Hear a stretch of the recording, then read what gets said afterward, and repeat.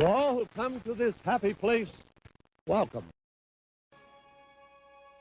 Now, when talking about extinct Disneyland attractions, one usually thinks of attractions that we dearly miss and attractions we wish we had back, like the Skyway or the People Mover. We tend to look back on the past with rose-colored glasses, and today I'm going to take those glasses off and talk about 10 extinct Disneyland attractions that, maybe they should just stay dead. Now, in case you haven't seen it, I highly recommend checking out the 5 extinct Disneyland attractions that we all miss video, but this video is going to be a little different. It's not going to be attractions that we all are glad are gone, it's attractions that I'm glad are gone. So everyone, because this is my personal list, make sure to go down into the comments and let me know what Disney attraction has faded into obscurity and you would not have it any other way. Alright, and that is enough of me talking, so without any further ado, ladies and gentlemen, here are 10 extinct Disneyland attractions that I am glad are gone. And what better way to start our list than with number 10, the Flying Saucers of Tomorrowland. Now these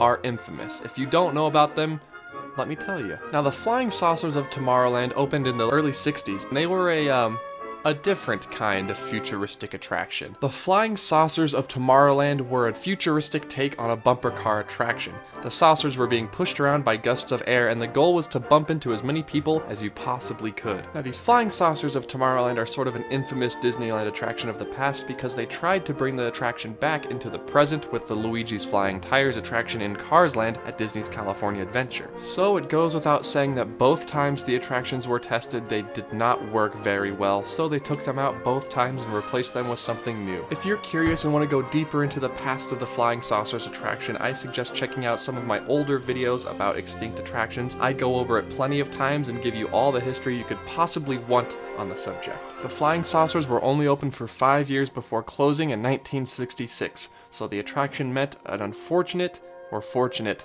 and early end. Now I think you're going to start noticing a running theme here. A majority of these attractions that I'm glad are gone happen to be in Tomorrowland. And that's not Tomorrowland's fault per se, it's just because it's so hard to keep that land up to date and, futuristic, because the future is progressing so quickly. And may I point you towards Exhibit A, the Astro Jets. I mean, just look at it. Now, if you've been to Disneyland at basically every point in its life cycle, you know about the Astro Jets or something similar to them, the Astro Orbiter, the Tomorrowland Jets, or the Rocket Jets. Now, unlike Walt Disney Worlds where they get a sweet Astro Orbiter where you have to go up into an elevator to reach it and it's super high up in the air, the Astro Jets and the Astro Orbiter are unfortunately on the ground. Now, in the 2 iterations following the Astro Jets, the Tomorrowland Jets, and the Rocket Jets, they actually moved the ride system on top of the People Mover station, giving you that extra height that Disney World has. But it's not the attraction itself that I'm criticizing. The spinny attractions are just fine and they're super fun to pass the time with.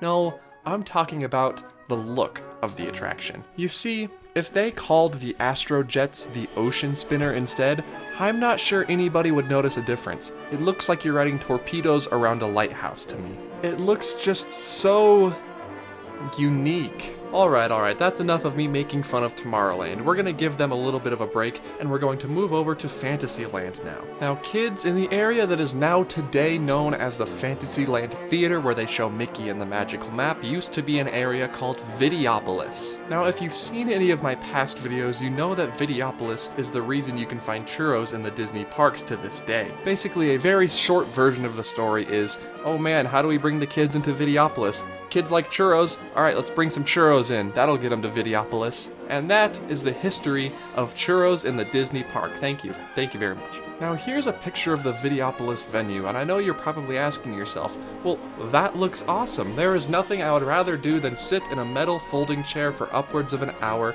and listen to music. But here's something you might not have known.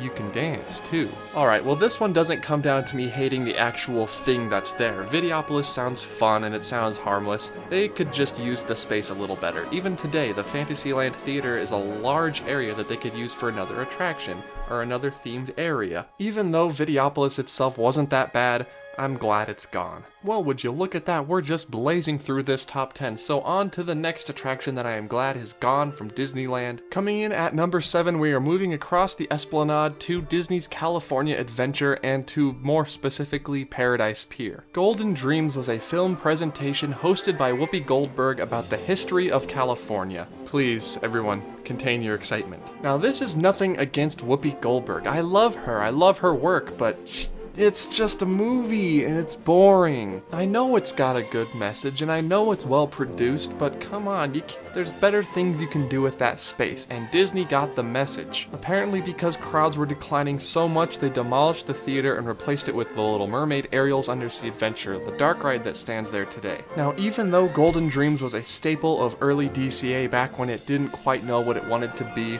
I'm glad that it's not coming back anytime soon, or at all. Because as time passes, Disney is focusing more on the adventure part of the name rather than the California part of the name. But because early DCA is very easy to look back on and say, what were they thinking? We're going to stay in Disney's California Adventure for our number 6 spot. This next one is pretty infamous, and you can probably see where I'm going with this. Superstar Limo was one of early DCA's e-ticket attractions. Now, if you need me to explain why this attraction is bad and why I'm glad it's gone, I'm not quite sure you understand what this is all about. Basically, your horrifying abomination puppet agent would take you on a tour of Los Angeles and you'd see all the stars like Antonio Banderas, Tim Allen, Cher, and Regis Philbin. Now, I'm not quite sure you know who those people are, and I'm not quite sure I know who those people are, but I do know that Antonio Banderas was in the best movie ever put to screen. That's right, Shrek 2, baby. After seeing all the cheaply made sets and all the terrifying looking celebrities, you would unload at the unloading zone, and I assume would be very, very confused. Just showing you guys this footage kind of cements my opinion that I'm glad this attraction is gone, but this next one is going to be a little bit more on the controversial side. Number 5 on our list is the Twilight Zone Tower of Terror at Disney's California Adventure Park. Whoa, no, wait, hold on. Before you close out of the video, please, hear me out.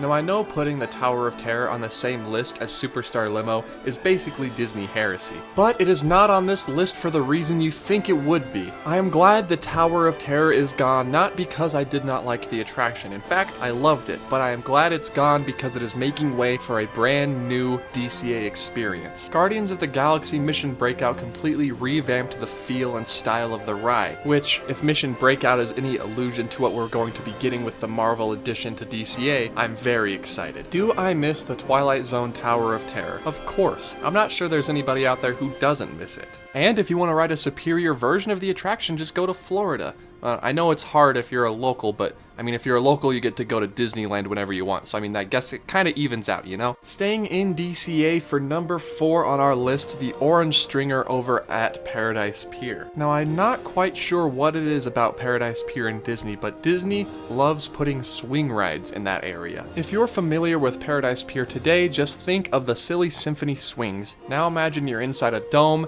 and everything is orange, and that is the Orange Stringer. When Disney began re-theming the Paradise Pier area to reflect more Disney properties, they changed the Orange Stringer into the Silly Symphony swings. Not only do the Silly Symphony swings make more sense in a story fashion, you're part of the band concert Mickey Mouse short, and as Mickey conducts, the whole concert gets lifted up into the air and swings around a tornado, hence the swinging. But why, Disney? I ask you, why and what does swinging have to do with an orange? And for that reason, I am glad the Orange Stringer is gone, and I hope it never comes back to Paradise Pier. Well, Pixar Pier, so I guess, yeah, that kind of cements its fate, doesn't it? Now I think we're kind of done in DCA, so we're going to head back across the Esplanade to Disneyland. For those of you who don't know, there used to be an attraction in Critter Country that wasn't Splash Mountain that featured animatronic bears. That is the Country Bear Jamboree. Now before we all start to panic, no, the Country Bear Jamboree is not number 3 on my list. What is number 3 on my list is the Country Bear Vacation Hoedown. Now I saw the Country Bear Jamboree, the original Country Bear Jamboree, at Walt Disney World on my last visit, but I have never seen the original Country Bear Jamboree at Disneyland,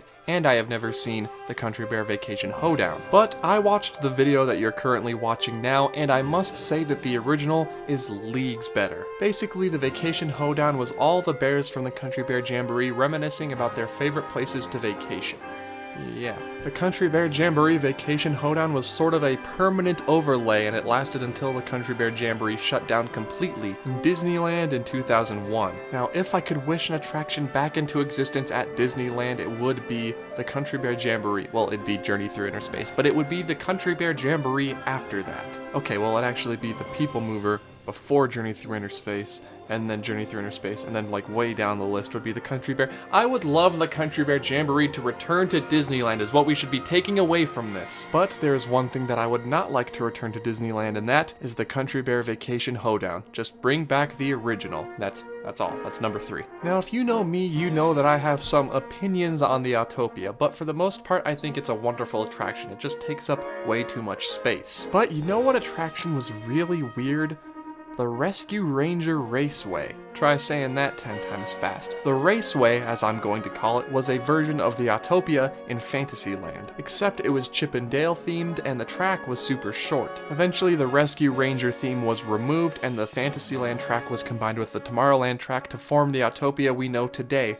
But if you were to ever bring back an overlay to the Autopia, may I suggest something that is not chipmunk related. So that Chip and Dale Autopia is number 2 on our list. What, pray tell, can top a Chip and Dale themed race car attraction in Fantasyland? Well, I am very glad you asked. Number 1 on our list, the one that you have all been waiting for, Innoventions. Now, I can't fault the Imagineers here with Innoventions. It was a great idea, it just doesn't age very well. Innoventions still kinda exists in one form or another at Walt Disney World and Epcot. Where Innoventions used to show you a sneak preview of the future and new technology coming to the world, now it's just a Star Wars show building. And with rumors spreading of its demolition to add even more attractions to Tomorrowland, I can't say I'm really upset about it leaving. Tomorrowland is the land that needs the most change in the entire resort, so I can completely understand the demolition of Innoventions to add on more experiences. But the original spirit of inventions and innovation will always remain in our hearts. So everybody, what did you think of this list? Do you agree, disagree? Do you have any additions that you'd like to make? Make sure to comment down below and let me know what you think. Please be sure to follow me on Twitter so you can keep up with my uploading schedule because I am very busy in real life these days and I can upload only certain times. So please follow me there for some more updates on when you can expect new videos and some news about the channel. But anyways, everybody, thank you all so very much for watching. Please hit that thumbs up button, leave a comment, share this with whoever you think would enjoy Disneyland, and as always, I will see you guys in the next video. Goodbye.